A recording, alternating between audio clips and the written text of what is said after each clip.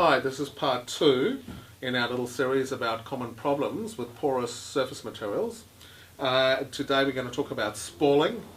It's a funny word, spalling. It just basically means when you have a situation where little bits, where it looks like the material's starting to corrode. Here's a picture of it.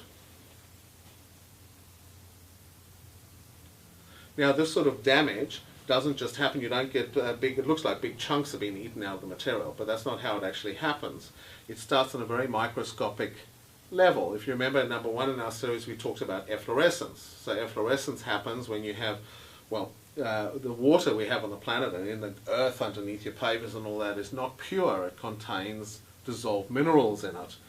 And water will always make its way back to the top surface of a material as it dries out. Water always wants to go from wetter places to drier areas. So what will happen is maybe it rains and the water lands on your paving, and now the area underneath is drier. The area on the top now is very wet because the rain's landing on it, so it'll be sucked down towards the dry material. Then the sun will come out, the rain will stop, the top surface will dry out, and as it dries out, that now becomes the driest part of the surface, and the water gets sucked back up from underneath to that dry part of the surface.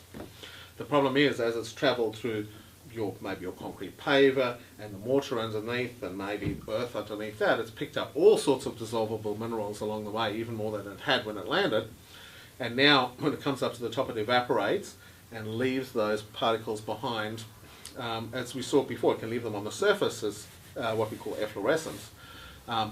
But even more difficult problem and more important problem is spalling. So if it leaves those little mineral crystals, tiny little mineral crystals just below the surface, so the water evaporates and leaves them behind in the pores, those little crystals, as more and more water with that mineral dissolved in it goes through, those little crystals will actually grow. And as they grow, they'll break off tiny little bits of the material near the surface. And at first you won't even see them. We call that micro-spalling.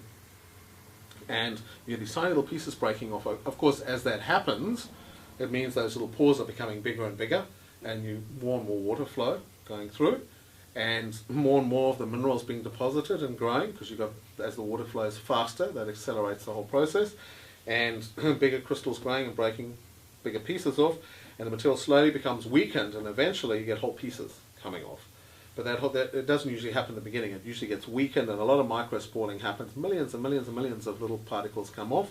You might see, for instance, if you've got a saltwater pool, you might notice just what looks like a little bit of sand in the bottom of your pool. Now, it could be sand, or it could be just little bits of your grit from your paver that are breaking off, that are spalling from the salt that's in the salt water in your pool. Now, there's another way spalling can occur as well, and it looks identical to salt spalling. And this is if you happen to live in a part of the world where you get below freezing temperatures. So if water gets into your material, it could be a cladding on a building or a paving or whatever it is, and freezes, we all know that when water freezes, it expands. Now what happens is, so if you get water like those little salt crystals and it's close enough to the surface of the stone, just below the surface, in the little pore there, and it grows and it expands when it freezes, it will break tiny little microscopic bits of the stone or your paver or whatever off. And again, as the pores get bigger, because these little bits are breaking off and there's more water in there, it expands even more when it freezes, and bigger bits break off, and ever larger amounts of your material start corroding and falling off. And so the answer to this is, of course, water is the basic underlying problem. If you can get water to stop moving anywhere near that surface area of the product, of your stone or your tile or your whatever porous surface material it is, then you stop spalling from happening. If there's no salt water or no water that's going to freeze anywhere near the surface, that spalling can't happen. So to do this, you need a technology, you need a special kind of impregnating sealer, not just anyone, but that'll actually penetrate far enough into the material.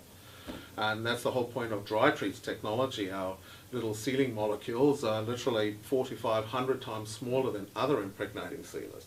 And they'll go in and create a really deep water repellent barrier in the material. So you want to go in very deep, and that whole area becomes water repellent, and then the water can't actually make it anywhere near the visible surface, carrying the minerals or where it can freeze and spore little pieces of. So yeah, that's the answer. Prevention is better than the cure. Once it happens, It can either be very difficult to fix or impossible if your material is too corroded. You just have to tear it out. So prevention is definitely better than the cure.